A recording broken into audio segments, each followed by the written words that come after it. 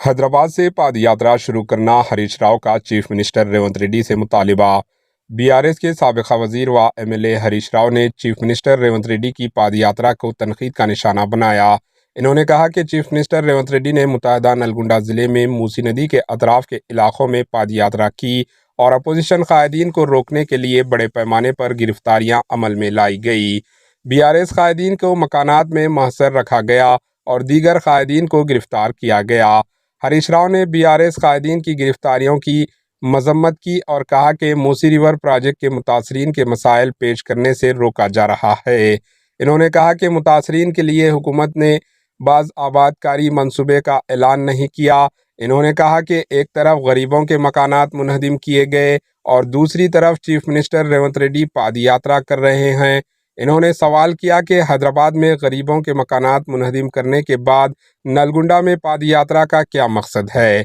इन्होंने chief minister Revanth Reddy से मुतालिबा किया कि हैदराबाद से पदयात्रा का आगाज़ करें ताकि अवाम के रद्द-ए-अमल का पता चलेगा। इन्होंने कहा कि अगर प्रोजेक्ट को अवामी तायीद हासिल है तो फिर बीआरएस कायदीन की गिरफ्तारियां और इन्हें महसर रखने की क्या ज़रूरत थी। इन्होंने कहा कि मूसी नदी की मौजूदा अबतर सूरत हाल 50 साला कांग्रेस दौरे हुकूमत की नाकामी का नतीजा है। Bureau report, HN news. కానీ రేవంత్ రెడ్డి వచ్చినాక ఆ బాండ్ పేపర్ ఇచ్చేది పోయింది, గ్యారంటీ విలువ లేకుండా పోయింది. గ్యారంటీ అంటే మీకు తెలుసు, ఫ్యాన్ కొనుక్కుంటే వాడు చెప్తాడు ఈ ఫ్యాన్ కు 7 ఏళ్ల గ్యారంటీ అంటాడు. అంటాడా?